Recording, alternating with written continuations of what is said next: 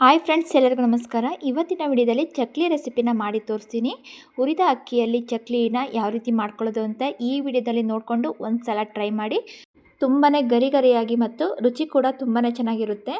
ನಾನು ಅಕ್ಕಿನ ಹುರಿದ್ಬಿಟ್ಟು ಚಕ್ಲಿನ ಯಾವ ರೀತಿ ಮಾಡ್ಕೊಳ್ಳೋದು ಅಂತ ನಾನು ತೋರಿಸ್ತಿದ್ದೀನಿ. ಯಾವ ರೀತಿ ಮಾಡ್ಕೊಳ್ಳೋದು ಅಂತ ಈ ವಿಡಿಯೋದಲ್ಲಿ ನೋಡ್ಕೊಳ್ಳೋಣ. ನಾನಿಲ್ಲಿ ಅಕ್ಕಿಯನ್ನು ತೊಳೆದ್ಬಿಟ್ಟು ಒಣಗಿಸ್ಕೊಳೋದಕ್ಕೆ ಒಳಗಡೆನೆ ನಾನು ಹಾಕ್ಕೊಂಡಿದ್ದೀನಿ.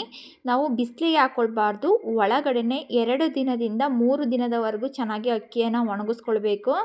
ಅಕ್ಕಿ ಎಲ್ಲ ಈ ರೀತಿ ಡ್ರೈ ಆದ ನಂತರ ನಾವು ಅದನ್ನು ಬಿಸಿ ಮಾಡ್ಕೊಳ್ಬೇಕು. ಒಂದು ಬಾಣಲಿಗೆ ನಾನು ಅಕ್ಕಿಯನ್ನು ಹಾಕ್ಕೊಂಡು ಹುರ್ಕೊಳ್ತೀನಿ.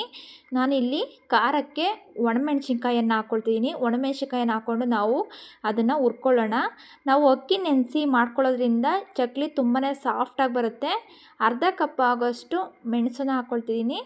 ಅಕ್ಕಿ ನಾನು 2 kgಯಷ್ಟು ಅಕ್ಕಿಯನ್ನು ತೊಗೊಂಡಿದ್ದೀನಿ.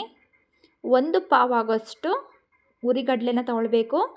ಅಕ್ಕಿಯನ್ನು ಹುರಿಬೇಕಾದ್ರೆ ಮೆಣಸಿಕಾಯಿ ಮತ್ತು ಕಾಳು ಮೆಣಸು ಹಾಕಿರೋದ್ರಿಂದ ನಾನು ಚಕ್ಲಿ ಮಾಡ್ಕೊಳ್ಬೇಕಾದ್ರೆ ಖಾರ ಪುಡಿನ ಹಾಕ್ಕೊಳ್ಳಲ್ಲ. ಇವಾಗಲೇ ಎಷ್ಟು ಬೇಕೋ ಅಷ್ಟು ನೋಡಿಕೊಂಡು ಹಾಕ್ಕೊಳ್ಬೇಕು. 2 ಟೇಬಲ್ ಸ್ಪೂನಷ್ಟು ಜೀರಿಗೆಯನ್ನು ಹಾಕ್ಕೊಂಡು ನಾನಿಲ್ಲಿ ಹುರ್ಕೊಳ್ತಿದ್ದೀನಿ. ನೋಡಿ, ಅಕ್ಕಿ ಸ್ವಲ್ಪ ಈ ರೀತಿ ಕಟ್ಟಾದರೆ ಸಾಕು. ನಾವು ಸ್ಟವ್ನ ಆಫ್ ಮಾಡ್ಕೊಳ್ಳೋಣ. ಅಕ್ಕಿ ತಣ್ಣಗಾದ ನಂತರ ಪೌಡ್ರನ್ನ ಮಾಡ್ಕೊಳ್ಬೇಕು.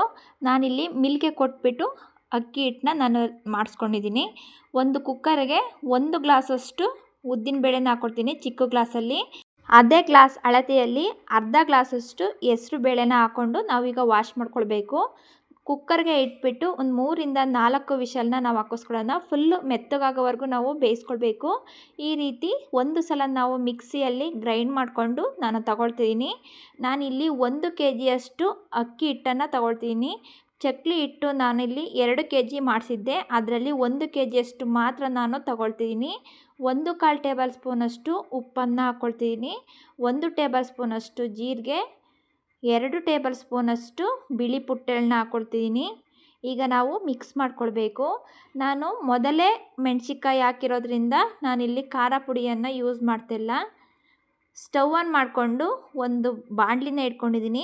2 ಟೇಬಲ್ ಸ್ಪೂನಷ್ಟು ಬಟರನ್ನು ಹಾಕ್ಕೊಂಡಿದ್ದೀನಿ. ಬಟರ್ ಸ್ವಲ್ಪ ಜಸ್ಟ್ ಈ ರೀತಿ ಬಿಸಿ ಮಾಡಿಕೊಂಡ್ರೆ ಸಾಕು. ಬಿಸಿ ಮಾಡಿರುವಂತಹ ಬಟರನ್ನು ನಾನು ಚಕ್ಲಿ ಹಿಟ್ಟಿನೊಂದಿಗೆ ನಾನು ಸೇರಿಸ್ಕೊಳ್ತೀನಿ. ಚಕ್ಲಿ ಹಿಟ್ಟಿನೊಂದಿಗೆ ಸೇರಿಸ್ಕೊಂಡು ಮಿಕ್ಸ್ ಮಾಡ್ಕೊಳ್ಬೇಕು.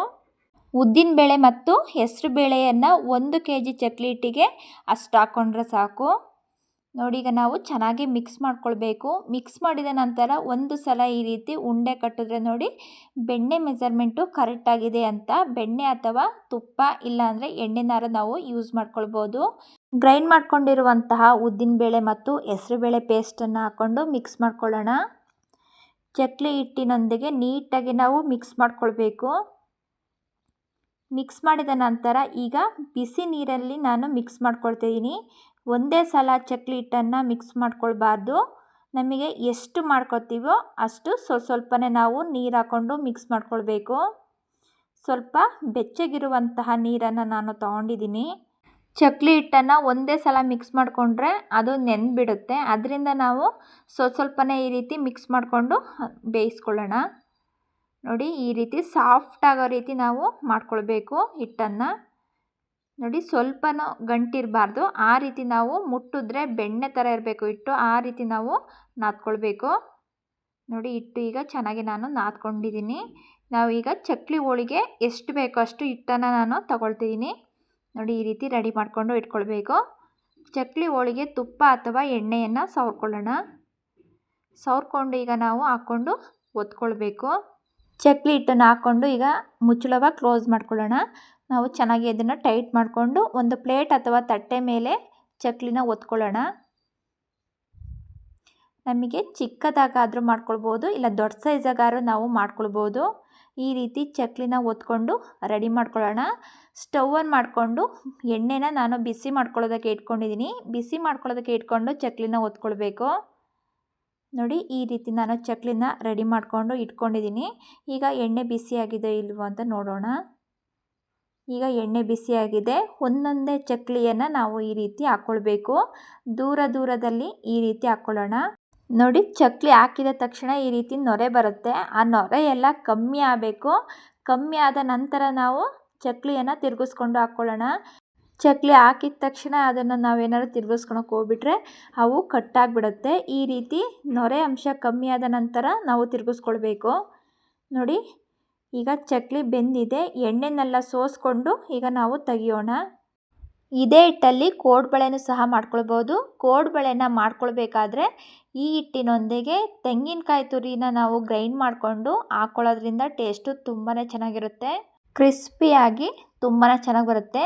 ನಾವು ಚಕ್ಲಿ ಏನಾದ್ರೂ ದೊಡ್ಡ ಸೈಜಾಗಿ ಮಾಡ್ಕೊಳ್ಬೇಕು ಅಂದರೆ ಈ ರೀತಿ ಜಾಲರಿಯಲ್ಲಿ ಈ ರೀತಿ ಹಿಂದೆ ನಾವು ಎಷ್ಟು ದೊಡ್ಡದಾಗಿ ಬೇಕೋ ಅಷ್ಟು ದೊಡ್ಡದಾಗಿ ನಾವು ಚಕ್ಲಿಯನ್ನು ಒತ್ಕೊಂಡು ಎಣ್ಣೆಗೆ ಬಿಟ್ಕೊಳ್ಬೋದು. ನೋಡಿ, ಈ ರೀತಿ ನಿಧಾನವಾಗಿ ನಾವು ಎಣ್ಣೆಗೆ ಬಿಟ್ಕೊಳ್ಳೋಣ. ನೋಡಿ, ಸ್ವಲ್ಪನೂ ಅದು ಕಟ್ಟಾಗಲ್ಲ, ತುಂಬಾ ಈಸಿಯಾಗಿ ಹಾಕ್ಕೊಳ್ಬೋದು. ಈಗ ಇನ್ನೊಂದು ಚಕ್ಲಿ ಕೂಡ ನಾನು ಅದೇ ಥರ ಒತ್ಕೊಂಡ್ಬಿಟ್ಟು ಚಕ್ಲಿನ ಬೇಯಿಸ್ಕೊಳ್ತಿದ್ದೀನಿ. ಬೆಂದಿದೆ, ಎಣ್ಣೆನೆಲ್ಲ ಸೋಸ್ಕೊಂಡು ಈಗ ಚಕ್ಲಿನ ತೆಗಿಯೋಣ. ನೋಡಿ, ಸ್ವಲ್ಪನೂ ಕೂಡ ಅದು ಕಟ್ಟಾಗಿಲ್ಲ. ಇದೇ ಮೆಥಡಲ್ಲಿ ನೀವೊಂದ್ಸಲ ಟ್ರೈ ಮಾಡಿ. ತುಂಬಾ ಕ್ರಿಸ್ಪಿಯಾಗಿ ಮತ್ತು ತುಂಬಾ ಚಕ್ಲಿ ಸಾಫ್ಟಾಗಿ ಬರುತ್ತೆ. ನಾವು ಅಕ್ಕಿ ನೆನೆಸಿ ಮಾಡೋದ್ರಿಂದ ಚಕ್ಲಿ ತುಂಬಾ ಸಾಫ್ಟಾಗಿ ತುಂಬಾ ರುಚಿಯಾಗಿ ಬರ್ತವೆ. ಈ ರೀತಿ ಚಕ್ಲಿ ಹಿಟ್ಟನ್ನು ಮಾಡಿಕೊಂಡು ಇಟ್ಕೊಂಡ್ರೆ 6 ತಿಂಗಳವರೆಗೂ ಅದು ಇಟ್ಕೊಳ್ಬೋದು. ಮಾಡ್ಕೊಳ್ಬೇಕಾದ್ರೆ ಸ್ವಲ್ಪ ಅಕ್ಕಿ ಹಿಟ್ಟನ್ನು ಬಿಸಿ ಮಾಡಿಕೊಂಡು ಮಾಡಿಕೊಂಡ್ರೆ ಆಯಿತು. ಈ ರೆಸಿಪಿ ನಿಮಗೆ ಇಷ್ಟ ಆಯಿತು ಅಂದರೆ ನನ್ನ ಚಾನಲನ್ನು ಸಬ್ಸ್ಕ್ರೈಬ್ ಮಾಡಿಕೊಂಡು ಸಪೋರ್ಟ್ ಮಾಡಿ. ವಿಡಿಯೋ ನೋಡಿದ್ದಕ್ಕೆ ಧನ್ಯವಾದಗಳು.